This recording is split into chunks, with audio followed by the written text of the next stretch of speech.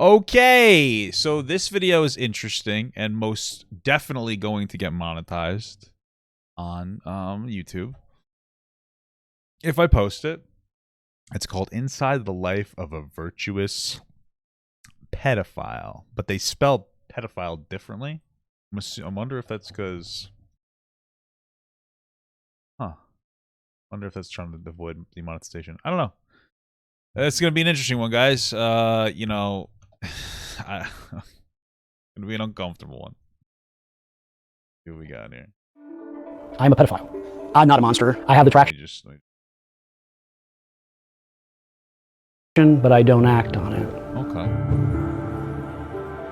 Damn, man, I would not be fucking super publicly calm about that. Listen, man, here's my thing. I do think that here's the thing, bro. I do think that we as a society, and mostly mental health professionals, need to create comfortable enough spaces for people with attractions to children to come forward before they act on that attraction, right? Like, the reality is that that is a good thing to do, because ultimately you're going to reduce the amount of like predatorization of children, right? If you created a space for people to come forward and get like mental health help before they act on their urges, they're not going to act on their urges. That's the whole point of the whole thing. And it makes sense. It's a very uncomfortable idea. I don't really care for it, but ultimately it reduces the amount of people harming children. And I think that that's ultimately the focus here, is reduction in harm of children. Now, people will, some people will say, well, that's not true, because if you look at the statistics, my understanding, this is what people have said. If you look at the statistics, like, it is difficult to reform, child molesters. And I'm saying, well, we're not talking about reforming child molesters. We're talking about preventing people from being child molesters. There's two different things. From a psychological perspective, there's a difference between stopping somebody from engaging in a bad activity versus reforming somebody after they've already engaged in the bad activity, right? So it's once that they cross that point of no return is where you will see a drastic reduction. Now, offending predators, I mean, bro, we could send them to the island, if you know what I'm saying, bro. You know what I mean? I don't give a singular fuck about it. Maybe we do like a gladiator arena, something like that. That could be cool. Then we can get some entertainment out of them. We could probably do some horrible things, but anyway. Yeah, so I guess that's what this guy is. I just don't know why he's so comfortable with it. It's so weird. Hunger Games, yeah, that's not a bad idea.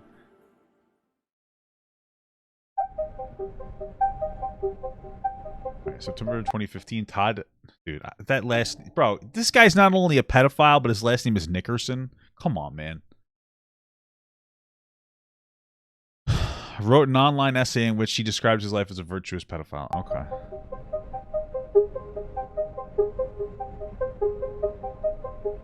Barcroft TV spent 2 days with him to investigate the claims. Okay, well.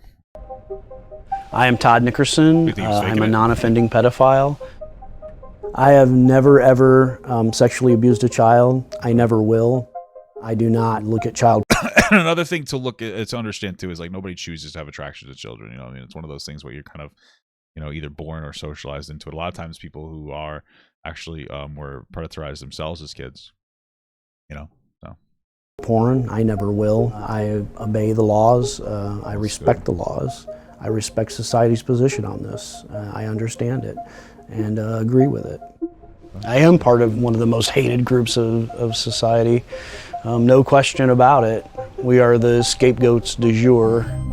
If you look at history, there's always one minority that seems to be the one that everybody kind of persecutes, and I think we're it. I'm campaigning. I suppose that's true. Back in the day, well, so the difference is that it's historically been unjustifiable. I mean, there's a justifiable reason to not like people who are attracted to children, because they can lead to harm of children, right? Whereas, like, I don't like black people. Why?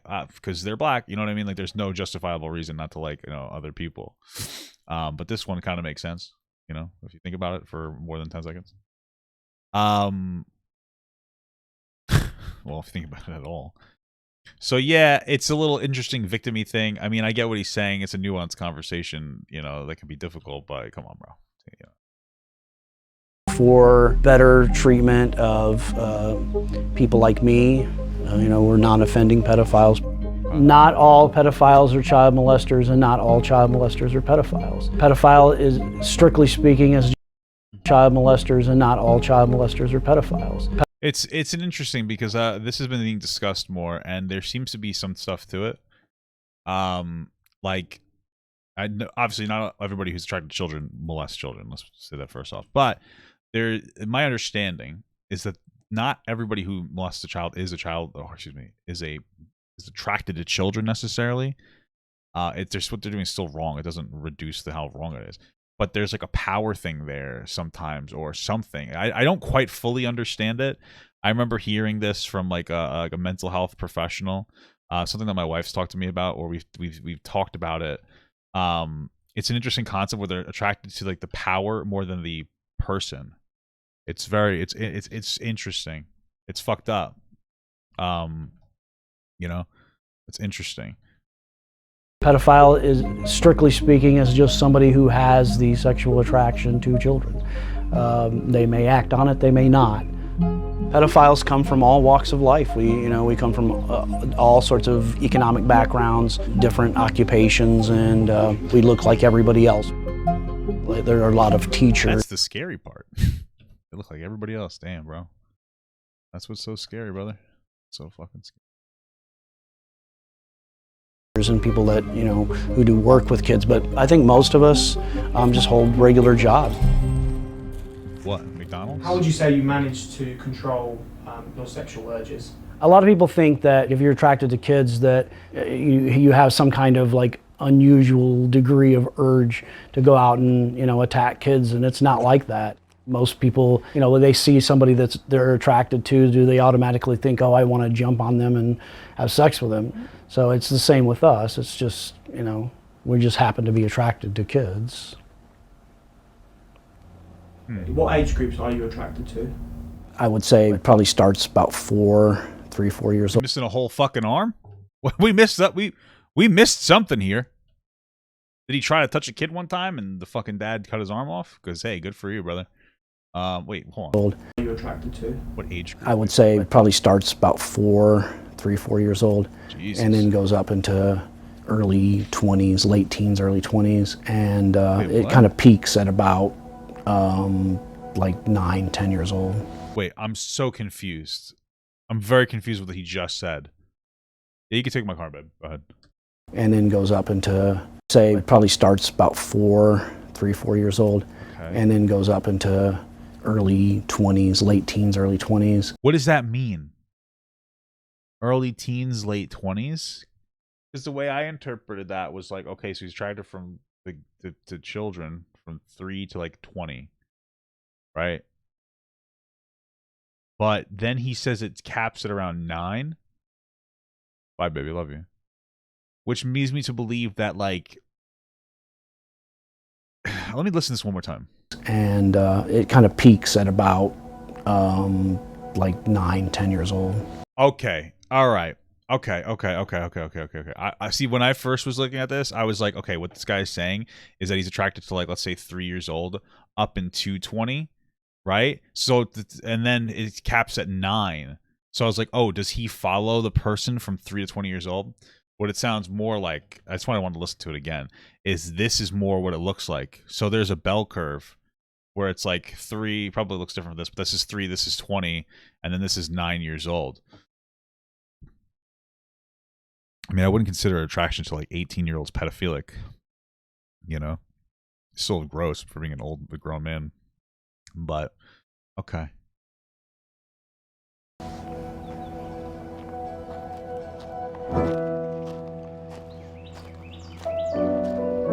Todd admits belonging to the internet forums in the past where the majority of members were in favor of legalizing sexual contact with minors. Okay. Well, that's pretty wrong. Hey, legalize doxing of predators. Pedophiles. How about that? Yeah, like 9 and 10 is like his favorite, lack of a better term. Sure, yeah, you're right.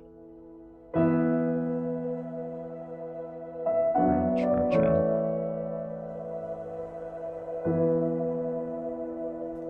I'm a political activist for Virtuous Pedophiles, which is a forum that I belong to.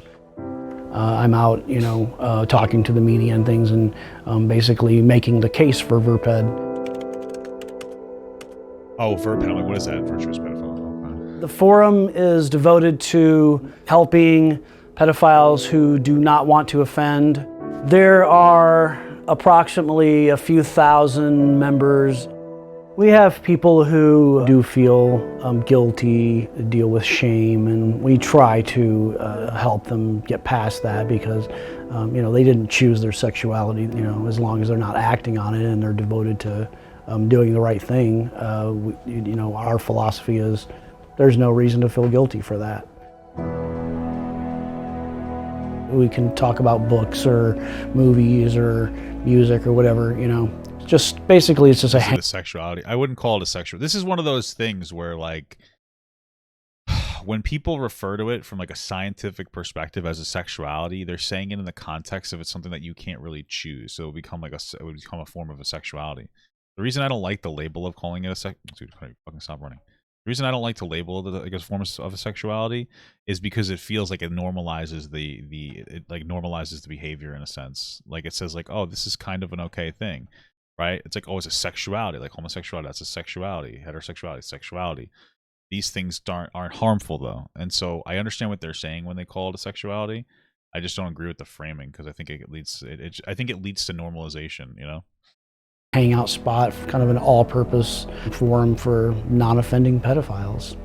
My goals are to educate the public and also to bring people who are struggling with this attraction to our forum so that we can help them, provide a circle of support for them. There's not a lot of people that are out and doing what I do. There's just a handful of us doing it. I mean, whether you're uncomfortable or not, it's probably that the existence of what he's doing is probably it's a positive. If he can stop people from engaging with children and understand that their urge, while it might be something that they can't control, is, well, the urge itself, they can't control the attraction, they can control the urge to act on the attraction. And like, yeah, like that's a good thing, man, because it leads to a reduction in children being harmed, yeah, that's a good. Mama Gut says like, yeah, she doesn't like calling it a sexuality. That's like saying rapists are a sexuality. Yeah, that's exactly how I feel. Because there might be people who are predisposed to wanting to rape somebody. It doesn't make it okay. I mean, it doesn't make it okay, right? Imagine it's like a non-offending rapist. Jesus Christ, Let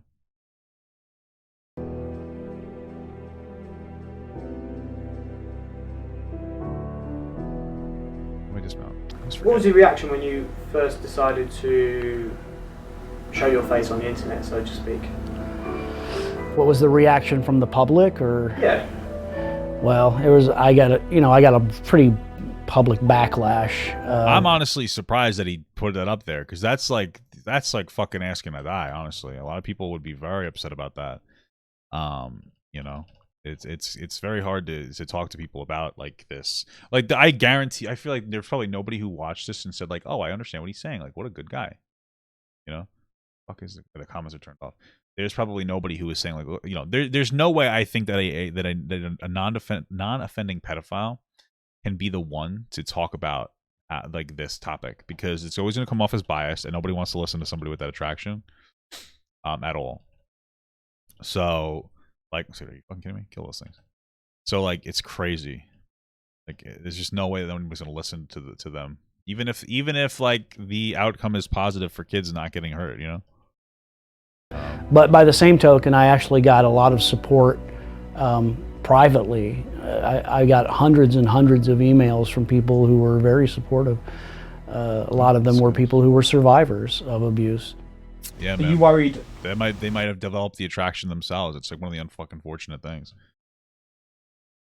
About your own personal safety in putting yourself in the public eye? I used to be worried about my safety, and I do take some precautions. I carry this pocket knife with me just in case I ever get attacked. It's never happened, but I've got it if I need it. It's a spring blade. There might be some crazy out there who decides to attack me. Plus I have this, so yeah, it's real threatening. that tends to deter most people. I was born without my right hand. It just didn't grow properly. I have to wear this. Slips right back on. I mean, I guess it's better to not have the right hand than to have like a kind of a weird looking right hand. I mean, I'm sorry if that's offensive. I'm saying. Just like that. There was one event that basically hammered it home for me. I call it my eureka moment. It was the moment I realized I'm interested in these young. I was gonna say maybe the reason why he's attracted to kids is because he just wants the hand he never had as a kid, you know. But that's probably fuck it up. It's probably a little inappropriate. Girls. I was 13, and a neighbor had come over to visit. He had brought his little daughter with him. She was probably about 7 or 8 years old. I was sitting in the living room drawing, and I just remember looking up and just being blown away by how beautiful I thought she was. Initially, I repressed the feelings, you know, especially in my teen years. Because I was a regular at a church, I had asked God to take it away, and you know, I kind of felt like He had. And as I started aging and realized that the age of the girls I was attracted to were staying the same, that's kind of when I realized, you know, this was going to be a problem. I went out with a girl when I was 20 years old, so she was 26. She was very petite, so she was my type physically, or I thought, you know, at the time. At this time, I still wasn't really that attracted to adults, but I thought, well, maybe I can make this work, you know. We dated for about 3 weeks. I kept putting sex off. Finally, I gave in. We tried it. It just didn't work. I went on a couple of dates after that with a couple of girls, but you know, it never really got past that first date stage, and my heart wasn't in it. For all intents and purposes, I am a virgin. You know, I've never had full-blown sexual intercourse. It just hasn't happened. You had suffered abuse as a child. Can you tell us about that? I came over to visit my grandmother. There was a guy that they didn't really know him that well. He was an acquaintance. And she asked me if I would take him outside to show my grandpa's garden. And he went out to the side of the garden and sat down on the ground and patted the ground, indicating he wanted me to sit by him. And so I did. And then he just basically touched me. So it was a one-time event. Yeah, man. Like I was saying, man, this shit like that may have completely shaped his entire rest of his life. I don't know why, you know, that's like can be a psychological response to abuse, but that kind of shit's fucked up, man. I was telling you, a lot of people who unfortunately have these like terrible attractions, which are never right under any circumstance, are like predatorized as children themselves, and it's like this cycle of abuse. It's fucking terrible. I wouldn't say that it was the only thing that led to my sexuality. I would say there was probably a lot of other things that led me in that direction. But yeah, I think it was probably a contributing factor. You know, I am a pretty reclusive person by nature, so I don't interact with the public that much anyway. You know, I don't go out of my way to be around children. If they're around me, then they're around me. You know, it happens. You can't completely cut yourself off. My niece, then my friend's daughter did that one. A friend's daughter did that one, and then a friend's daughter did that one. Imagine that. Imagine that's fucked up, man. Imagine having like brothers and sisters and shit, and like just imagine like having a known pedophile as your like brother or like sister or something, you know what I mean? Like, what do you do? Like, how does that even work? Like, you can't be around the kid by yourself. I mean, damn, I don't even know if I'd let him around the kid in general. That's fucked up, man. That's just fucked up. They're okay with that? Yeah. They're fine? Yeah, because they know I am no danger to them. You know, I'm probably safer with me than they are with, like, you know, a lot of non-pedophiles. Maybe, okay. I don't know what I have a pretty healthy imagination. I think it helps me to process my sexuality in healthy ways that don't involve any real children. You know, a lot of my fantasies actually revolve. Bro, I'm sorry. What does that mean? Does that mean he's fucking jerking off to fucking lolicon hentai or something? Like, what the fuck? Like, what? 'Cause he said, Involve any real children. You know, a lot of my Okay. fantasies actually revolve around kids who are more powerful than I am. Is, you know, this idea of super powered kids, you know, who. Bro, that's so bizarre and like kind of interesting that he has an attraction to super powered kids. And the reason I say that is because he mentioned a moment where like he was molested as a child. And I wonder if that's some kind of a trauma response to like almost be attracted to what he wished he could have been as a child. Like, you know what I'm saying? Like, oh, I wish there was a strong child. You know what I mean? Or I wonder if some of that's a manifestation of like wishing that there was a way to have a consensual engagement with a kid, which there isn't, by them being powerful, so it removes that aspect of like that power dynamic. I really wonder what it is. You know, weird as fuck. Also, if he's jerking off to his own drawings, that's even weirder. You know what I mean? Like if I drew regular hentai, I don't think I could jerk off to it, you know? It'd be fucking bizarre. Who are able to consent, you know, because they're just super smart, or, you know, they could just crush me, you know, if I hurt them. It's interesting, bro.